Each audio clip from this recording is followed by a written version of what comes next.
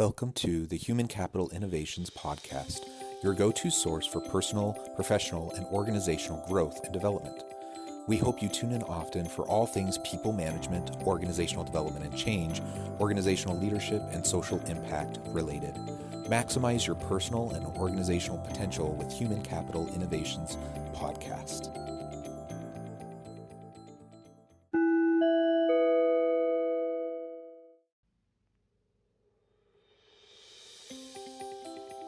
Welcome to the Human Capital Innovations Podcast. In this HCI podcast episode, I talk with Fran Banting about connecting mindfulness and goal setting to meaning and purpose.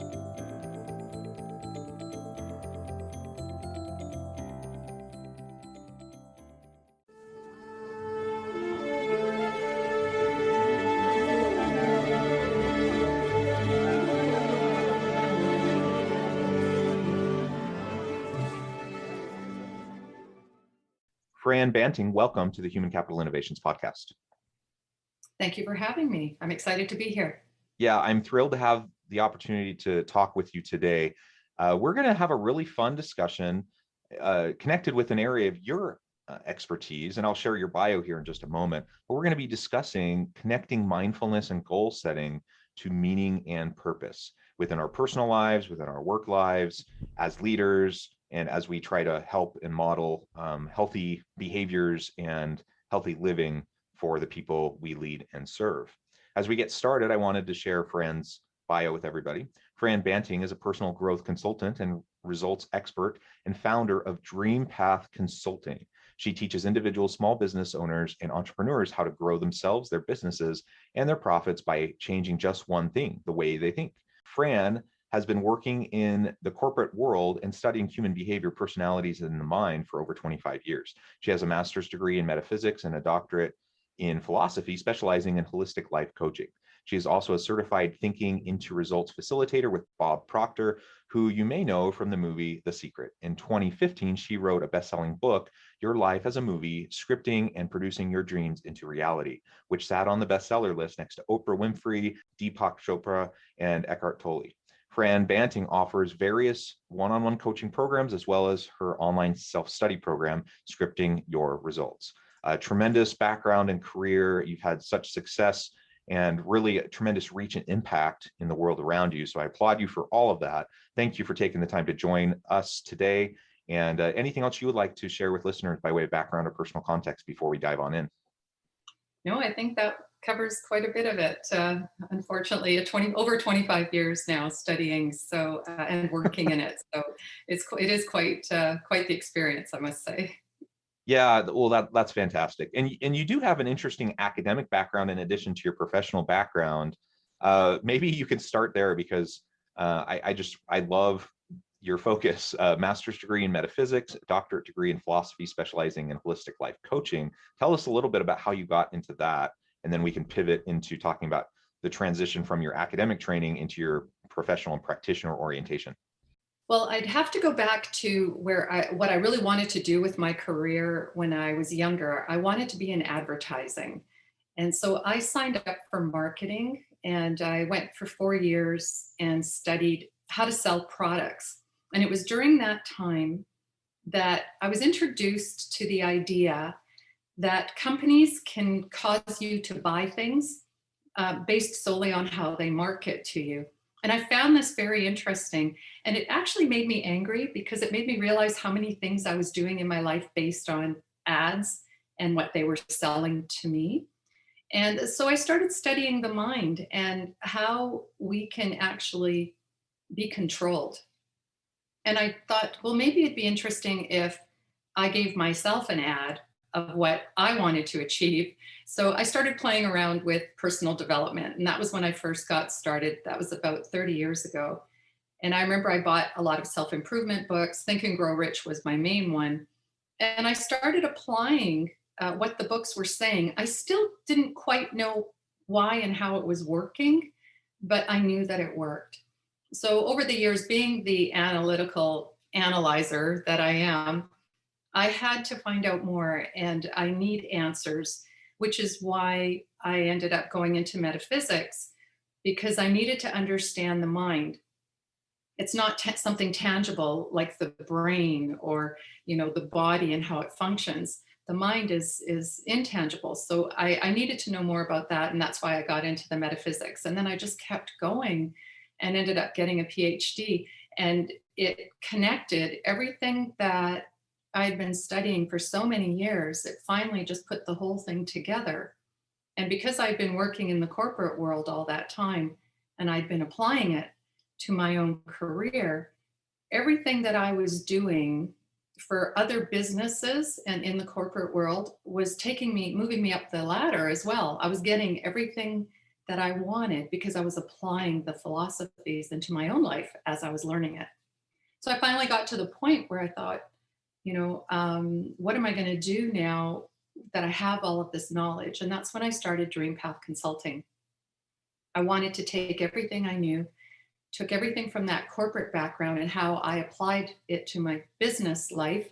And now I teach that and coach individuals that either want to start their own business or are running their own business or managing a business, and how to use what they believe and their own mind and body to take them and their businesses to another level.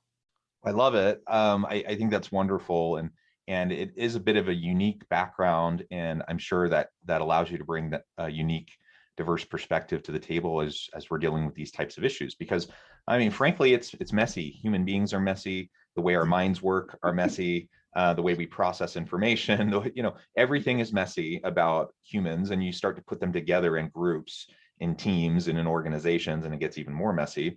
And so it really is, I think it's important on a personal level if we want to have, a healthy personal self-concept. We want to be able to practice mindfulness and goal setting, that we need to take, healthy holistic approaches. But if we want to also do it within the workplace, we have to have that healthy framing and that healthy focus as well. So that's wonderful. So let's before we dive on into the connection between mindfulness and goal setting to meaning and purpose, let's talk about mindfulness and goal setting. Now, I believe that the two can and should go hand in hand, but I know that some people see those as a little bit contrary to each other, or perhaps at times even flip sides of the coin. What's your perspective on how mindfulness and goal setting interact with each other, and how we can perceive them and move forward in a healthy way with those? Well, for me, what I find is that so many people are setting goals, but they're not connecting with themselves to what's important to them. So I call that your vision. And you've heard that before, where people and companies have visions, but they tend to tie it around money and the bottom line of the business. And so the vision is always, I want to, be, the number one, or whatever it is. It's always about more money, more profits, and moving up in the status. But to set a goal without a vision, you're just going to be going around in circles. And I like to use the analogy of you're going on a trip and you're on your front doorstep and you've got your car key ready, but you don't know what map to buy. You want to go on a trip, and along the way you set a goal of, I'm going to stop in this city. But what's the vision? What's the destination? Where are you trying to get to? And so a lot of people are setting goals without understanding their destination. Now, the other flip side to that coin is probably where you see the disconnect with people, is that they're tying the wrong vision. So not only are they setting the wrong goals, they're not clear on what their vision is. And each vision is so unique to the individual. So what moves me and motivates me is going to be totally different than what moves you and motivates you. And when you're clear on what your vision is, it can be totally different than the same person sitting in the room beside you. Even though you're working in the same company, your personal vision is going to be totally different than theirs. And so people tend to tie it to money. Well, my vision is to be rich. I want to have $1 million. And that's not the vision. That's a goal. But your vision would be, what is it that $1 million is going to get you? What is it that the $1 million is going to solve for you or take you to. And when you get clear on that, now you're getting closer to that vision that's going to spark you. And now you can sit back and say, now I can set my goals because I'm clear on my vision. Does that make sense? It does, and I like that distinction. And let me paint a picture of an unhealthy balance and connection between mindfulness and goal setting.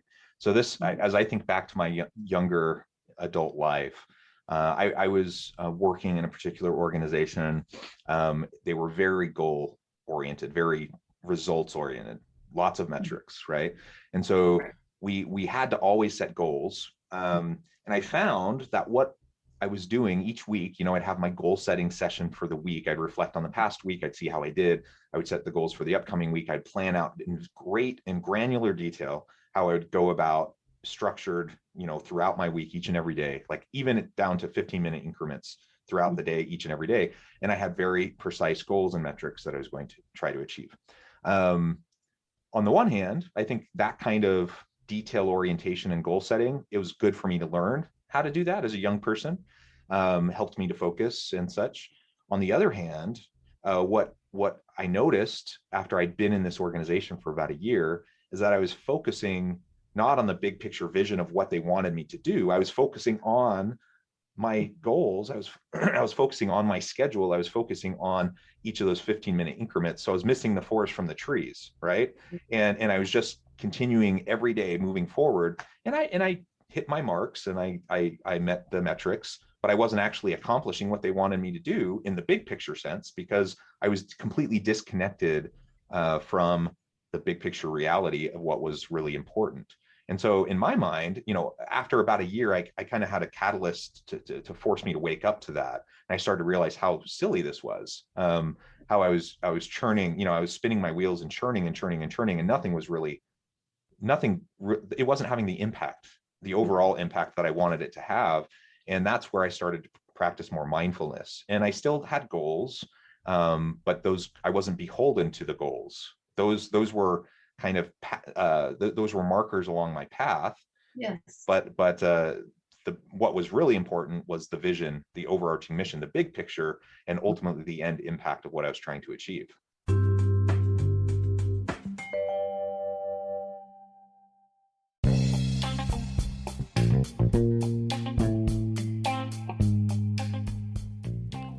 I'm excited to announce the publication of my new book from HCI Press, The Alchemy of Truly Remarkable Leadership: Ordinary, Everyday Actions that Produce Extraordinary Results. Consider how the nature of work has shifted over the past 50 years. With increased globalization, rapid technological advancement, and the shift in economic composition, the average job of today looks very different than the average job of 50 years ago. What will the jobs and organizations of tomorrow look like? Moreover, what does this all mean for organizational leaders? What are the core competencies and capabilities of organizations and their leadership that are prepared for continued disruption and geopolitical and socioeconomic shifts? Regardless of what the future holds, increasingly, leaders need to be socially minded, data-driven, decisive, champions of talent, and disruptors of the traditional notions of leadership, teams, organizations, and work. The Alchemy of Truly Remarkable Leadership will help you to explore your own leadership competencies and capabilities and consider ways to apply and implement them into your workplace and personal life.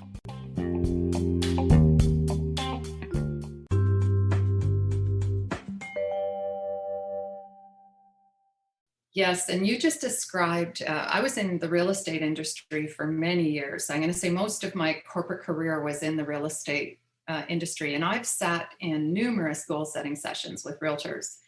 And I can tell you that most of the meetings were all about more money, more sales, more clients, and then make more calls, more this. So here's your work and what you do every day. Now go do more of it. Tighten it up a bit in certain spots and you'll make more money, and then everybody succeeds. But that doesn't give you fulfillment. You have people coming to work that are miserable. So what they do every year is they send the salespeople off away to a retreat, and they get them all pumped up and motivated. Then they come back and, they're pumped up for a couple days, and then they go right back to where they were before. And the problem is that when you're telling people to just do more of what they're doing, if they're already not happy and not motivated, it's not going to do anything. If anything, they're going to resent it, and eventually they're going to leave. So if you want to keep people and you want people to be productive, you have to find the motivating factor that each individual has. And when you tap into that and you help them get more of what motivates them personally, you'll see them grow, and then you'll see the business grow. I'll use myself as an example. I remember my kids meant the world to me. Like when they were growing up, everything I did, even all the work I did, everything. If you mentioned anything about my children, I worked harder and faster because it was my purpose. It was what drove me. If it involved my children, I had suddenly had more energy and desire. And I remember I was in a meeting one day, and our boss said to us, if we hit these goals, where would you like me to send you? I'll send you guys anywhere you want to go. And I said, Disneyland, because I'm thinking of my children. And I was still under the impression that he was talking to me individually, that he would send me to Disneyland. And I got all pumped up. I was like, oh my goodness, I'm gonna be able to take my family to Disneyland. I had this desire to suddenly go work and get so much done. And then at the end of the meeting, he said, okay, so if we hit this target, we're all going to go to Disneyland together. And we all just kind of looked at each other, and I thought, well, I don't want to go to Disneyland with you, and he doesn't want to go to Disneyland with me. And so what happened after we left that meeting? Nothing changed. If anything, he deflated all of us. Now if he had offered me the trip to Disneyland with my family, who knows what I could have achieved. I was so motivated because that was my motivation. So I've watched a lot of realtors. I've watched people setting goals and not achieving them, and year after year setting the same goals. And it's hard to watch. So you have to be mindful of, first of all, understanding what you were saying about the chaos that goes on in people's minds. And once you understand that there's an order that happens in your mind, and when you understand that order and you're controlling your mind in the right order, suddenly your body starts doing things and breaking barriers and walking through things because it's now free to go that way.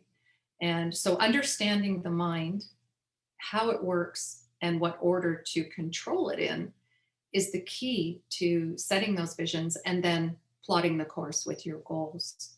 It all goes together. Yeah. Well, I love that. And I thank you for sharing that story.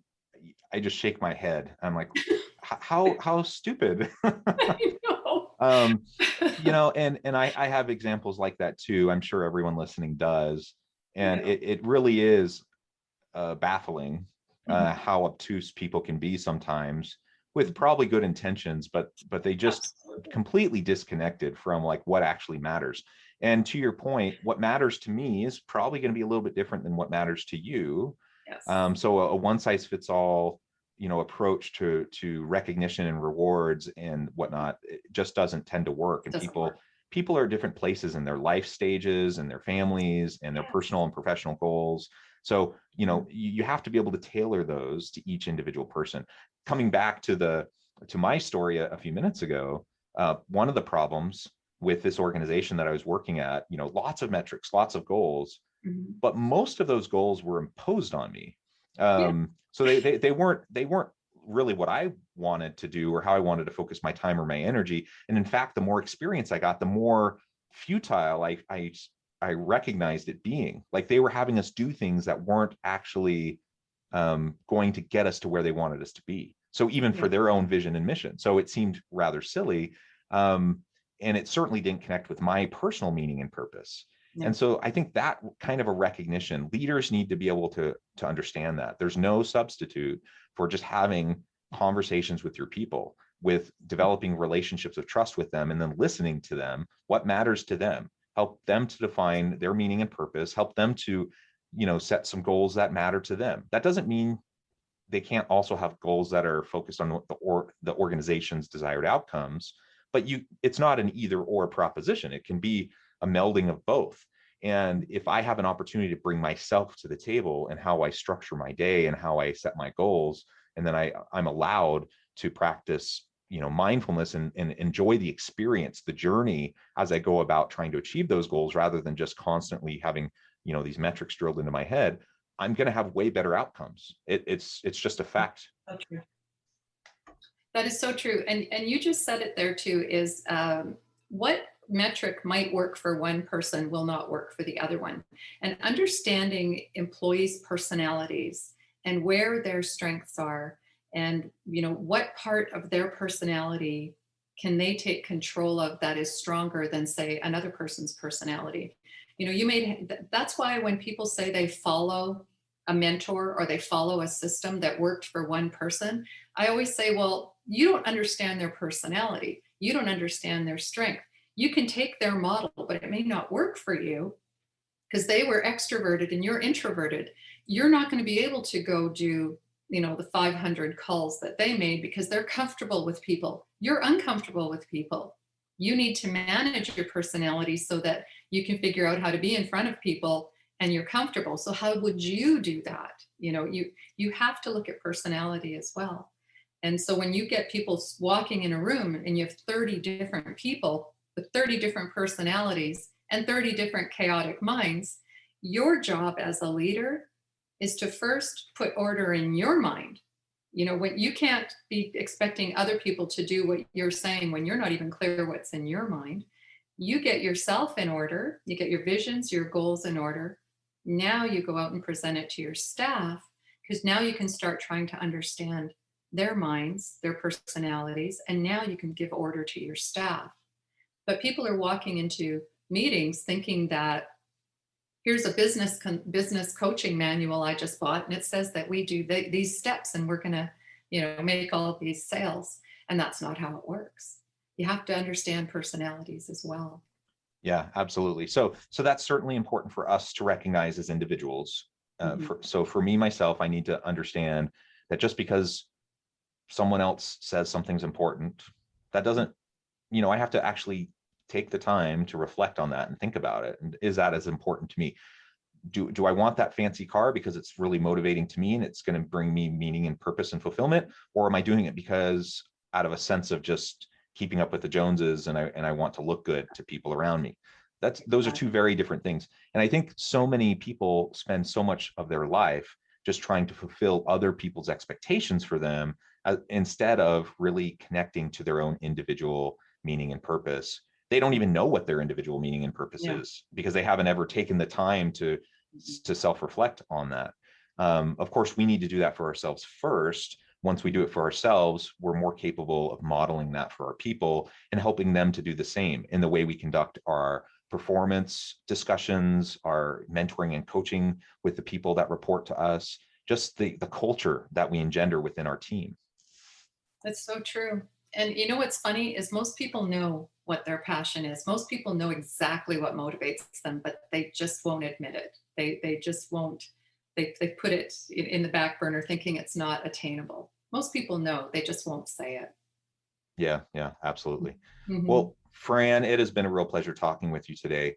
I see we're running a little bit short on time. I want to be respectful of your time. Before we close, though, I wanted to give you a chance to share with listeners how they can get connected with you, find out more about your work, your book, anything else that you would like to share by way of final word on the topic for today.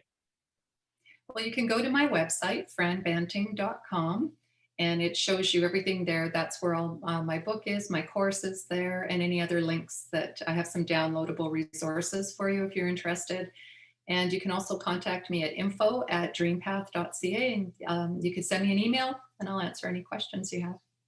Wonderful. Thank you so much. I really encourage listeners to reach out, get connected with Fran, find out more about what she can do for you. Check out her business, check out her book. I think there's a lot there that we only just scratched the surface on that I think you can explore further to enrich your own life, really help your organization to thrive. And as always, I hope everyone can stay healthy and safe, that you can find meaning and purpose at work each and every day. And I hope you all have a great week.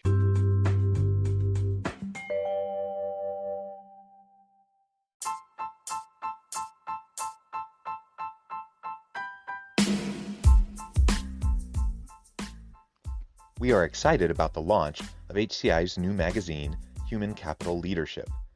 Human Capital Leadership is a free, interactive e-magazine designed to help individuals, leaders, and organizations find innovative approaches to maximize their human capital potential. We will be publishing issues quarterly in August, November, February, and May. Check out the first issue and let us know what you think.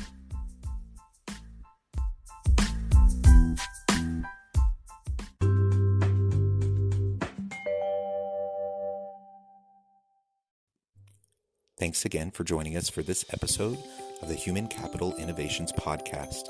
I hope you stay healthy and safe and that you have a great week.